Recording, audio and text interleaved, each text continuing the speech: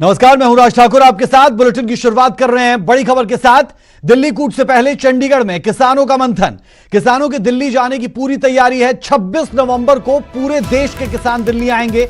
दिल्ली में जाने की इजाजत नहीं मिली तो वहीं बैठ जाएंगे, अगर कहीं रोका गया तो वहीं बैठ जाएंगे। यह भी किसानों की तरफ से साफ किया गया है। अनिश्चित काल के लिए उसी जगह पर बैठ जाएंगे जहां पर उन्हें रोका जाएगा।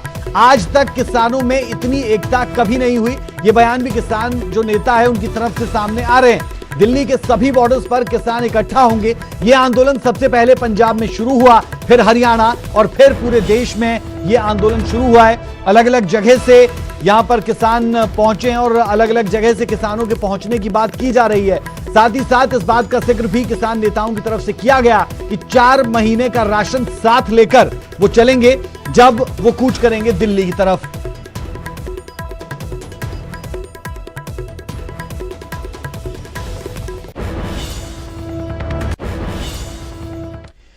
सुनील जाखड़ की किसानों को सलाह, किसान हालात को समझें।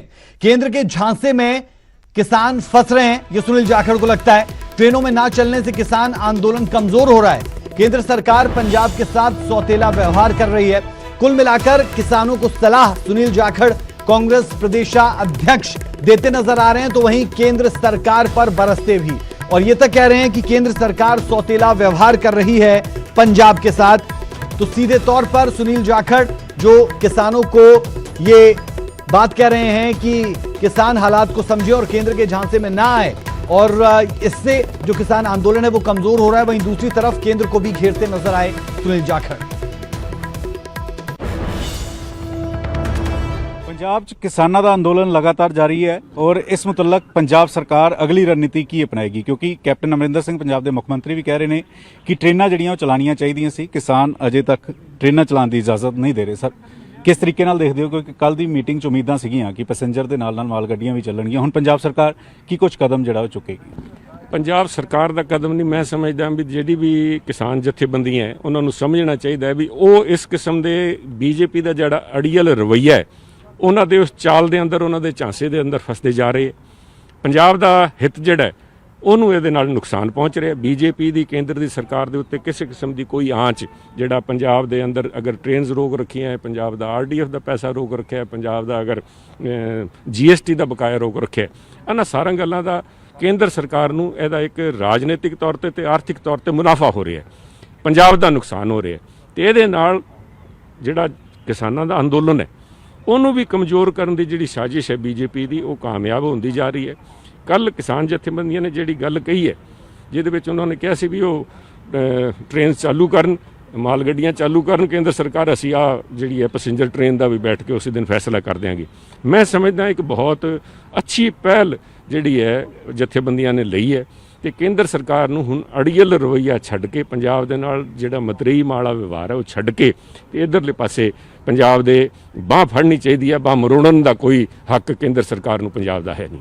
इंडस्ट्री ਨੂੰ ਨੁਕਸਾਨ ਹੋ ਚੁੱਕਿਆ। ਪੰਜਾਬ ਸਰਕਾਰ ਕੋਈ ਰੂਪ ਰੇਖਾ ਤਿਆਰ ਕਰ ਰਹੀ ਕਿ ਕੇਂਦਰ ਸਰਕਾਰ ਨਾਲ ਗੱਲਬਾਤ ਕੀਤੀ ਜਾਵੇ, ਕਿਉਂਕਿ ਕਿਸਾਨਾਂ ਨਾਲ ਵੀ ਗੱਲਬਾਤ 3 ਮੰਤਰੀ ਜਿਹੜੇ ਉਹ ਕਰ ਰਹੇ ਨੇ, ਤਾਂ ਅਜਿਹੀ ਅੱਗੇ ਕੀ ਸਟੈਪ ਹੋਏ? ਦੇਖੋ, ਕੇਂਦਰ ਸਰਕਾਰ ਨੂੰ ਦੇ ਮੰਨਣਾ ਪਊਗਾ ਵੀ ਪੰਜਾਬ ਹਿੰਦੁਸਤਾਨ ਦਾ ਇੱਕ ਅਖੰਡ ਹਿੱਸਾ ਹੈਗਾ ਤੇ ਉਹਦੇ ਨਾਲ ਇਸ ਕਿਸਮ ਦਾ ਮਤਰਿਆ ਵਿਵਹਾਰ ਹੈ ਜਿਹਨੂੰ ਲੈ ਕੇ बीजेपी ਕੋਈ ਕਿਸੇ ਕਿਸਮ ਦਾ ਕੋਈ ਜਸਟੀਫਿਕੇਸ਼ਨ ਉਹਨਾਂ ਕੋਲ ਹੈ ਨਹੀਂ। ਸਿਰਫ ਅੜੀਅਲ ਰਵੱਈਆ ਤੇ ਜਿੱਦ ਜਿਹੜੀ ਉਹਨਾਂ ਨੇ ਪਕੜ ਰੱਖੀ ਹੈ ਉਹਨੂੰ ਲੈ ਕੇ ਪੰਜਾਬ ਦਾ ਜਿਹੜਾ ਨੁਕਸਾਨ ਹੈ ਉਹਨੂੰ ਕੋਈ ਵੀ ਲੋਕਤੰਤਰ ਇਜਾਜ਼ਤ ਨਹੀਂ ਦਿੰਦਾ, ਪੰਜਾਬ ਦੇ ਲੋਕ ਇਜਾਜ਼ਤ ਨਹੀਂ ਦੇਣਗੇ ਤੇ ਇਹਦਾ ਖਾਮਿਆਜ਼ਾ बीजेपी ਨੂੰ ਭੁਗਤਣਾ ਪਊਗਾ। ਅਕਾਲ ਤਖਤ ਦੇ ਜਥੇਦਾਰ ਸਾਹਿਬ ਕਹਿ ਰਹੇ ਕਿ ਕੇਂਦਰ ਦੀ ਸਰਕਾਰ ਲੋਕਾਂ ਦੀ ਸਰਕਾਰ ਨਹੀਂ, ਈਵੀਐਮ ਦੀ ਸਰਕਾਰ ਹੈ।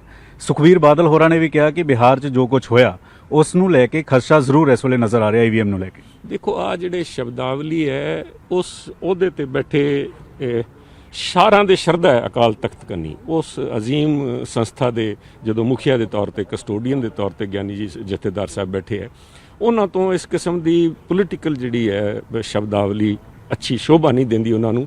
ਪਰ ਮੈਂ ਸਮਝਦਾ ਤੇ ਲੋਕ ਵੀ ਸਮਝਦੇ ਹੈ ਤੇ बीजेपी ਭਲੀ ਭਾਂਤੀ ਸਮਝਦੀ ਹੈ ਵੀ ਜਥੇਦਾਰ ਸਾਹਿਬ ਨਹੀਂ ਬੋਲ ਰਹੇ, ਇਹ ਤਾਂ ਕਿਸੇ ਹੋਰ ਦੀ ਬੋਲੀ ਬੋਲ ਰਹੇ ਆ ਜਿਨ੍ਹਾਂ ਦੇ ਆਪ ਦੇ ਅੰਦਰ ਹਿੰਮਤ ਹੈ ਨਹੀਂ बीजेपी ਦੇ ਖਿਲਾਫ ਆਪਣੀ ਜ਼ੁਬਾਨ ਖੋਲ੍ਹਣ ਦੀ। ਚਾਹੇ ਉਹ ਕਹਿੰਦੇ ਵੀ ਸਾਡਾ ਨੂੰਹ ਮਾਸ ਦਾ ਰਿਸ਼ਤਾ ਜਿਹੜਾ ਸਾਡਾ ਅੱਡ ਹੋ ਗਏ, ਪਰ ਅਜੇ ਵੀ ਉਹਨਾਂ ਦੇ ਅੰਦਰ ਦਾ ਜਿਹੜਾ ਚੋਰ ਹੈ, ਉਹਨਾਂ ਦੇ ਅੰਦਰ ਦੇ ਜਿਹੜੇ ਖਦਸ਼ੇ ਹੈ, ਉਹਨਾਂ ਨੂੰ बीजेपी ਦੇ ਖਿਲਾਫ ਬੋਲਣ ਤੋਂ ਉਹਨਾਂ ਨੂੰ ਡਰ ਜਿਹੜਾ ਹੈ ਉਹ ਨਹੀਂ ਬੋਲ ਰਹੇ। ਤੇ ਸੱਚ ਨੂੰ ਸੱਚ ਕਹਿਣ ਦੀ ਜਦੋਂ ਤਾਈਂ ਨਹੀਂ ਆਊਗੀ, ਮੈਂ ਸਮਝਦਾ ਉਦੋਂ ਤਾਈਂ ਆ ਜਿਹੜਾ ਅਕਾਲ ਤਖਤ ਸਾਹਿਬ ਦਾ ਜਾਂ SGPC ਦਾ ਜਾਂ ਜਿਹੜੀ ਅਕਾਲੀ ਪਾਰਟੀ ਦਾ ਜਿਹੜਾ 100 ਸਾਲ ਪੁਰਾਣਾ ਇਤਿਹਾਸ ਹੈ ਉਹਦੇ ਉੱਤੇ ਇੱਕ ਕਲੰਕ ਹੈ। ਕੈਮਰਾਮੈਨ ਰਜਿੰਦਰ ਦੇ ਨਾਲ ਪੰਕਜ ਕਪਾਈ, ਨਿਊਜ਼ 18 ਚੰਡੀਗढ़। किसानों की दिल्ली कूच पर हरियाणा के सीएम मनोहर लाल की तरफ से भी बयान आया। किसानों को बरगलाने का काम कर रही है कांग्रेस, उनकी तरफ से यह बात कही गई। कुछ किसान यूनियन प्रदर्शन कर रही हैं, ये मनोहर लाल की तरफ से कहा गया। प्रदर्शन करने में कोई आपत्ति नहीं है, लेकिन कानून व्यवस्था बनाए रखना बेहद जरूरी है। हरियाणा के सीएम मनोहर लाल ये कह रहे हैं और कांग्रेस पर निशाना साध रहे हैं। जबकि दूसरी तरफ हमने सुनील जाखड़ को, पंजाब कांग्रेस अध्यक्ष को भी सुना, जिनकी तरफ से कहा गया कि केंद्र सौतेला व्यवहार कर रही है, यानी बीजेपी और केंद्र पर सीधे तौर पर बरसते हुए सुनील जाखड़ नजर आते हैं। तो वहीं दूसरी तरफ हरियाणा के सीएम मनोहर लाल कहते हैं कि कांग्रेस किसानों को बरगला रही है। मैंने पहले भी कहा है कि किसानों को केवल बरगलाया जा रहा है, कांग्रेस जो है इसको बरगलाती है। किसान यूनियन के कुछ पदाधिकारी उसमें उस चक्कर में आ जाते हैं। सब किसान नहीं है साथ में, पहले भी हम 2 बार देख चुके हैं, चाहे वो उनका रास्ता बंद करने का विषय हो, चाहे धरने देने की बात हो। कोई बहुत बड़े किसान साथ नहीं लगे हुए हैं, परंपरागत रूप से जो कुछ यूनियंस के ग्रुप हैं वही लगते हैं और वही इस बार भी लगेंगे। लोकतंत्र है, उनको करने में हमको आपत्ति नहीं है, लेकिन इतना ही है कि लॉ एंड ऑर्डर की स्थिति को किसी को हाथ। खबर जींद से है। पिछली साल की तुलना में ज्यादा इस मर्तबा पराली जलाई गई है। इस साल 10% से ज्यादा की बढ़ोतरी हुई है। जींद में 215 किसानों पर जुर्माना लगाया गया। 6,20,000 का यह जुर्माना वसूला गया है। जींद जिले में 498 जगह पर पराली जलाई गई है। तो ये खबर हम आपको बता दें जो जींद से है, जहां पर यह बताया गया कि पिछले साल की तुलना में पराली अब की बार ज्यादा जली। में पराली जलाने में थोड़ी सी वृद्धि हुई है पिछले साल के कंपैरिजन में। लास्ट ईयर हमारे 605 लोकेशन थी, उसमें से 398 लोकेशन के ऊपर आग जलाई पाई हुई। इस बार अभी तक जो हमने मॉनिटर किया है उसके हिसाब से अभी तक हमारे 498 लोकेशन है जिनके ऊपर आग लगी हुई पाई गई है। देखो जी, जुर्माने से कोई किसी भी प्रकार का किसान के ऊपर जुर्माना लगाने से कोई समाधान का रास्ता नहीं है बिल्कुल भी। इसका तो मेरे हिसाब से तो एक ही रास्ता है। चलो हम भी मानते हैं प्रदूषण नहीं होना चाहिए, न उसको फूकना चाहिए, लेकिन किसान की एक बहुत बड़ी भारी मजबूरी है इसके अंदर। अगली खबर का रुख करते हैं। खबर सोनीपत से है। हरियाणा यूपी के किसानों में फिर सीमा को लेकर विवाद सामने आया है। सोनीपत के गांव जाजल में खेत में काम कर रहे किसानों पर हमला हुआ। यूपी से आए लोगों ने जाजल गांव में किसानों पर हमला किया। हमले में 10 से 12 किसान गंभीर रूप से घायल हुए। मौके पर मौजूद पुलिस कर्मियों को भी चोटें आई है। घायल किसानों को सिविल अस्पताल सोनीपत लाया गया। काफी लंबे समय से यह सीमा विवाद चल रहा है। तस्वीरें भी उस दौरान झड़प की हम आपको दिखा रहे हैं। इन तस्वीरों में आप देख पाएंगे कि कैसे एक दूसरे पर हमला किया जाता है। हमले में 10 से 12 किसान गंभीर रूप से घायल हुए और सिर्फ किसान नहीं, जो वहां पर मौके पर मौजूद पुलिसकर्मी थे उन्हें भी इस दौरान चोटें आई हैं। लगातार हम देखते हैं कि हरियाणा और यूपी की सीमा को लेकर विवाद रहता है। हरियाणा यूपी के किसानों में एक मर्तबा फिर सीमा को लेकर विवाद हुआ।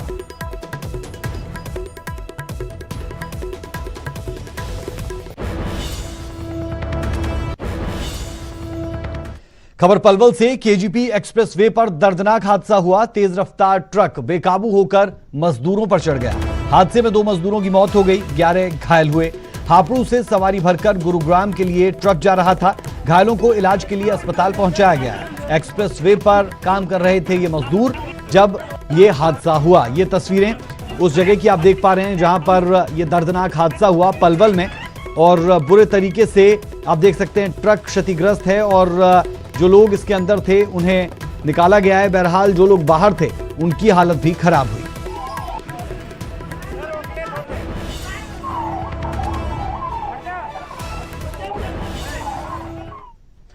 यमुनानगर में एक बुजुर्ग का प्यार लोगों को रास नहीं आया। यही वजह है कि बुजुर्ग और उसकी 50 साल की महबूबा की किसी ने निर्मम हत्या कर दी। अब हत्या की क्या वजह है, किसने हत्या की, पुलिस तमाम पहलुओं की बारीकी से जांच का दावा कर रही है। यह रिपोर्ट देखिए।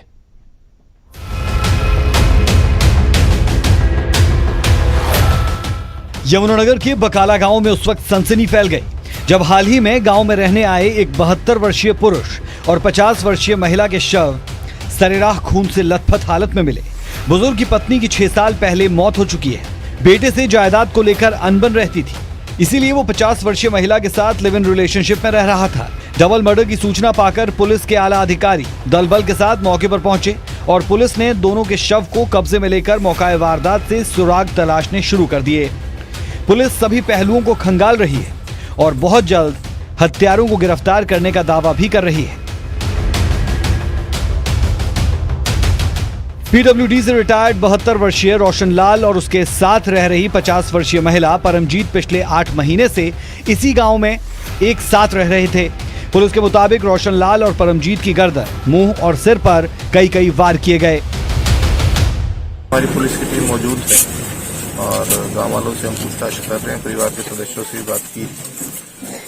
तो अभी स्पष्ट रूप से तो किसी ने नहीं बताया कि हत्या क्या कारण हो सकता है, तो इसमें हम छानबीन कर रहे हैं। ये बताया है कि दूसरी पत्नी थी इनकी और लगभग 8-9 महीने पहले ही ये शादी हुई है दोबारा।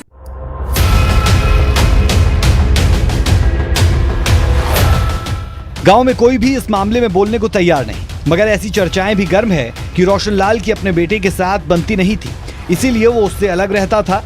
ऐसी अटकलें भी लगाई जा रही है कि हत्या के पीछे जमीन और रिटायरमेंट का पैसा भी कारण हो सकता है। रोशनलाल का अच्छा बैंक बैलेंस और करीब 3 एकड़ जमीन भी थी, जिसे वो अपने बेटे को नहीं दे रहा था। इस पहलू पर पुलिस का शक उस वक्त और पुख्ता हो गया जब वारदात के बाद पुलिस ने घर में छिपे रोशनलाल के एक पोते को हिरासत में लिया। बहरहाल पुलिस जांच के बाद ही कोई खुलासा करने की बात कर रही है। आशीष भारद्वाज, न्यूज़ 18 यमुनानगर। कोरोना के खिलाफ दुनिया भर के देश वैक्सीन बनाने में जुटे हैं। भारत की देसी वैक्सीन को भी क्लिनिकल ट्रायल तीसरे फेज में पहुंच चुका है। तीसरे फेज के ट्रायल में कुछ बदलाव किए गए।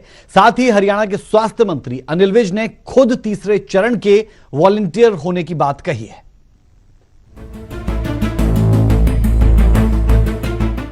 एक साल में पूरी दुनिया को बदल कर रख देने वाले कोरोना के खिलाफ जंग अब मुकाम की ओर बढ़ने लगी है। भारत की देसी वैक्सीन कोवैक्सीन का क्लिनिकल ट्रायल तीसरे फेज में पहुंच चुका है और देश के जिन चुनिंदा संस्थानों में भारत बायोटेक के इस टीके का ट्रायल होगा, उसमें रोहतक पीजीआई भी शामिल है।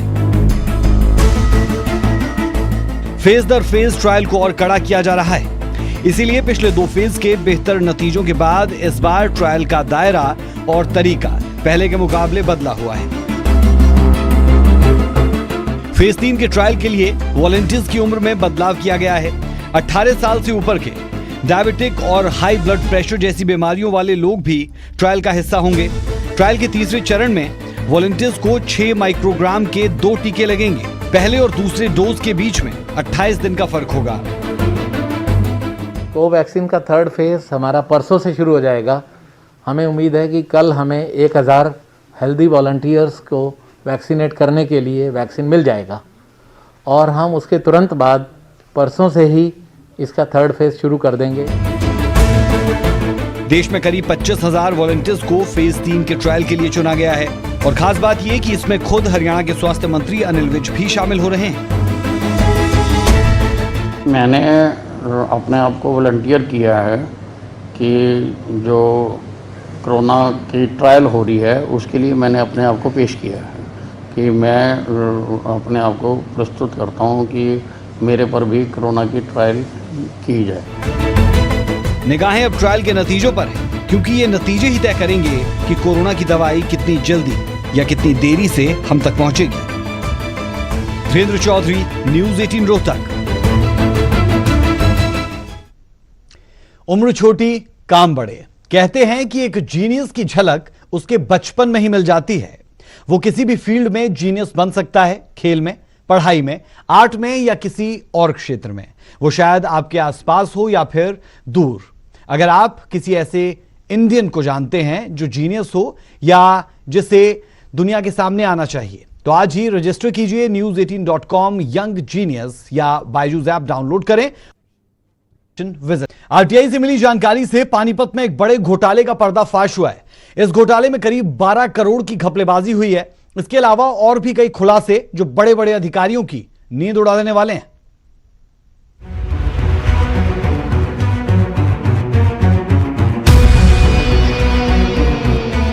पानीपत में एक बड़े गड़बड़ झाले का खुलासा हुआ है और यह खुलासा आरटीआई के जरिए हुआ है। आरटीआई से मिली जानकारी के मुताबिक 2018, 2019 और 2020 के बीच पानीपत जिले की तहसीलों में रजिस्ट्रियों में ऑडिट के दौरान करीब 12 करोड़ की स्टाम्प ड्यूटी कम पाई गई।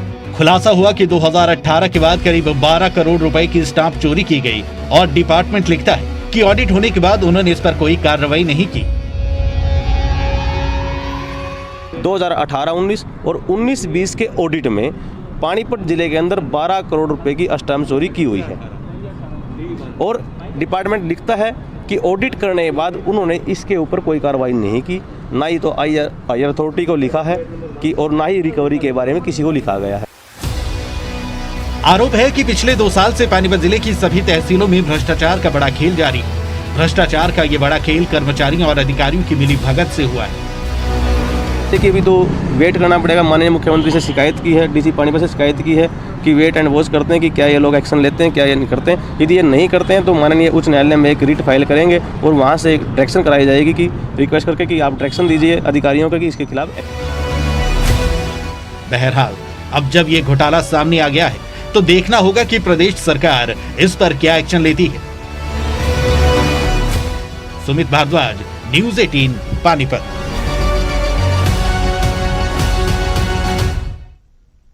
दादरी में इन दिनों एक वीडियो सोशल मीडिया पर खूब वायरल हो रहा है। इस वीडियो में एक दंपत्ति मां बेटियों पर जमकर लाठी डंडे बरसा रही है। पूरा मामला है क्या, इस रिपोर्ट में देखते हैं।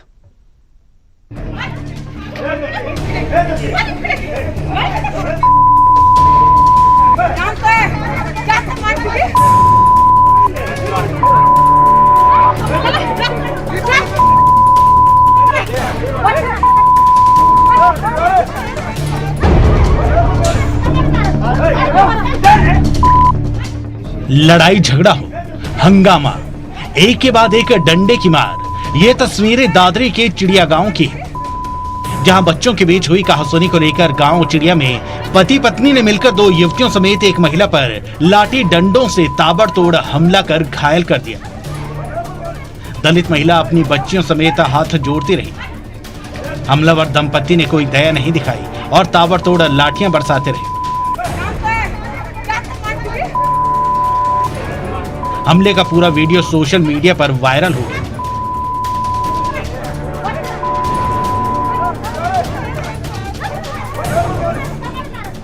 जयवीर और सिम्मा दोनों जन छुप रहे थे कोने पर और डंडा ले रहे थे और पाइप था लोहे का और उनने दोनों ने अच्छी मारपीट की है। उनके हमारी कोई सुनवाई नहीं हो रही है।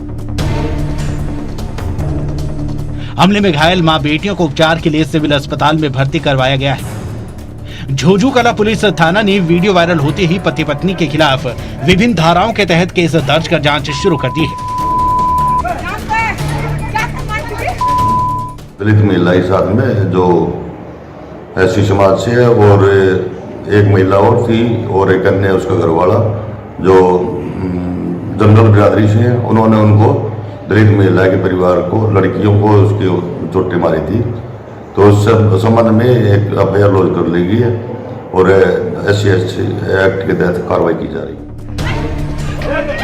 बता दें कि कुछ रोज पहले गांव में दलित युवतियों की स्वर्ण युवतियों के साथ एक दुकान पर खरीदारी को लेकर कहासुनी हो गई थी, जिसको लेकर दंपत्ति ने 2 दिन पूर्व खेत से घर लौट रही दलित महिला और उसकी दोनों बेटियों पर ताबड़तोड़ हमला कर दिया।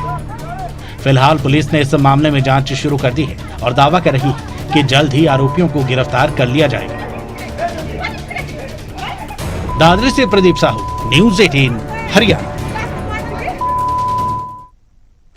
खबर जलंधर से। जलंधर में ईडी के सामने पेश हुए रणिंदर सिंह। रणिंदर से करीब 6 घंटे तक पूछताछ हुई है। फेमा कानून के उल्लंघन मामले में यह पूछताछ हुई। विदेशों में अघोषित संपत्ति छुपाने का पूरा मामला इनकम टैक्स की रिपोर्ट के आधार पर ईडी ने केस दर्ज किया था। इससे पहले भी 2 बार उन्हें बुलाया जा चुका था, लेकिन 2 बार वो नहीं पहुंचे। सेहत का हवाला दिया गया था, लेकिन अब की बार वो ईडी के सामने पेश हुए। जलंधर में ईडी के सामने पेश हुए रणिंदर सिंह। रणिंदर से करीब 6 घंटे तक ये पूछताछ हुई। फेमा कानून के उल्लंघन मामले में यह पूछताछ हुई है। विदेशों में अघोषित संपत्ति छुपाने का पूरा मामला इनकम टैक्स की रिपोर्ट के आधार पर ईडी ने केस दर्ज किया था।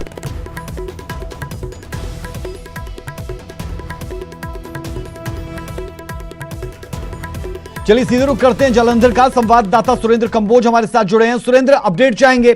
6 घंटे तक ये पूछताछ हुई है, क्या जब वो बाहर निकले रणेंद्र की तरफ से कोई जानकारी दी गई, ऑफिशियल्स की तरफ से कुछ बताया गया? जी बिल्कुल, जैसे कि रणेंद्र को परिवर्तन निदेशालय में सुबह बुलाया गया था और वो आज अब आए भी, अपने वकील के साथ यहाँ पर पहुंचे भी थे और उनको आज से पहले 2 बार पहले भी बुलाया जा चुका था और उन्होंने पिछली बार जो है सेहत का हवाला दे करके यहाँ पर नहीं पहुंच पाए थे, पर आज सुबह 11 बजे वो जालंधर परिवर्तन निदेशालय में पहुंचे थे और उनसे कम से कम 6 घंटे लगातार पूछताछ की गई है इन्फोर्समेंट डायरेक्टर की ओर से।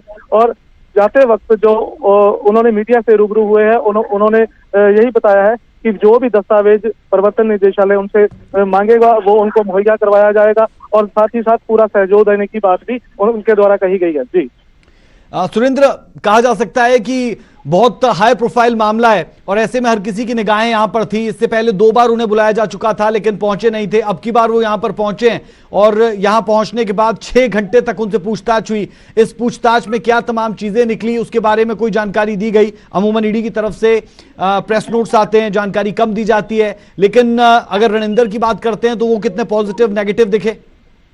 जी बिल्कुल, रणेंद्र की बात करते हैं तो वो जब बाहर निकले थे बहुत सहजता से निकले और सहजता से मीडिया से रूबरू हुए। उन्होंने मीडिया के सवालों के जवाब भी दिए। उन्होंने कहा जो भी परिवर्तन निदेशालय उनसे दस्तावेज मांगेंगे वो उनको पूरे मुहैया करवाए जाएंगे और साथ ही उन्होंने पूरे सहयोग देने की बात कही है। कोई भी शिकन नहीं थी उनके माथे पर फिलहाल ये है जो FEMA का उल्लंघन है, जो विदेशों में उनकी इनकम टैक्स को उन्होंने नहीं करवाई गई थी, उनको उसका सवाल उठता है उस समय उन्होंने क्यों नहीं करवाया गया था।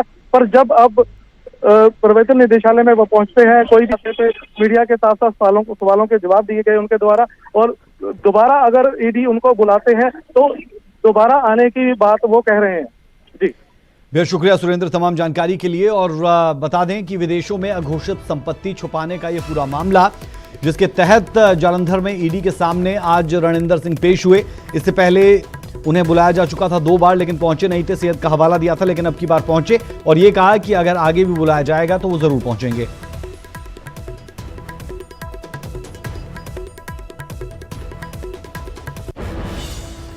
कोरोना के बढ़ते मामलों पर हरियाणा के सीएम मनोहर लाल की तरफ से कहा गया कि कोरोना के बढ़ रहे मामले चिंता का विषय हैं। स्कूल खुले रहेंगे या बंद होंगे, इस पर विचार आने वाले दिनों में किया जाएगा। हाल ही में कई स्कूल्स में छात्र पॉजिटिव पाए गए थे, खास तौर पर रेवाड़ी और जींद के स्कूल्स में बच्चे पॉजिटिव पाए गए थे। रेवाड़ी में 78 बच्चे पॉजिटिव पाए गए थे, जबकि जींद में 11 बच्चे पॉजिटिव थे और 8 अध्यापक भी पॉजिटिव पाए गए थे। जिसके बाद ये आवाज जरूर उठने लगी कि जो स्कूल्स है क्या उन्हें खोलना एक वाइज डिसीजन है, क्या उन्हें खोलना सही निर्णय कहा जाए। अब इसके बाद सीएम खुलकर इस पे सामने आए और कह रहे हैं कि ये एक गंभीर विषय है और इस पर हम विचार जरूर करेंगे कि आने वाले दिनों में हमें करना क्या है। चिंताजनक बात है और निश्चित रूप से क्योंकि बहुत समय से ये मांग दोनों तरफ की चल रही थी। कुछ लोगों का मत था कि स्कूल कॉलेज खोलने चाहिए, कुछ लोगों का मत था कि नहीं अभी नहीं खोलने चाहिए। आखिर को एक निर्णय करना था, बहुत समय हो गया था, अप्रैल से लेकर के और लगातार 7 महीने हो गया, बल्कि 8वां महीना चल रहा है। तो इतने लंबे समय तक पढ़ाई ना हो बच्चों की, इसमें भी आखिर एक सोचने का विषय था। लेकिन चूँकि अब ये बच्चों में स्कूलों में ये प्रवेश कर गया कोरोना का मामला, तो निश्चित रूप से हम इसका पुनर्विचार जरूर करें।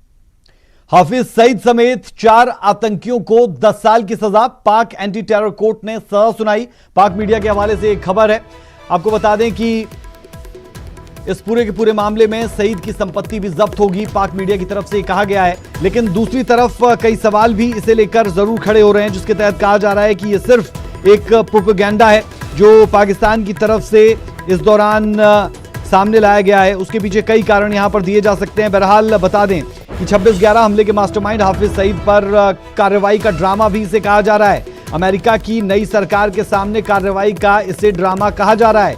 पाक 26/11 के दोषियों को सजा देने के लिए संजीदा नहीं है, सूत्रों के हवाले से ये खबर।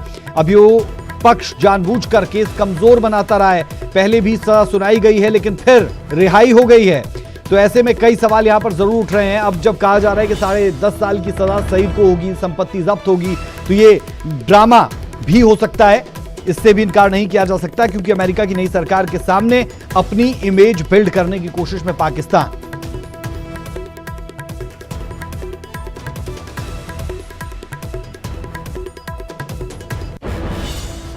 बुलेटिन में अभी के लिए हमारा और आपका साथ इतना ही। मुझे मेरी पूरी टीम को दें इजाजत। नमस्कार।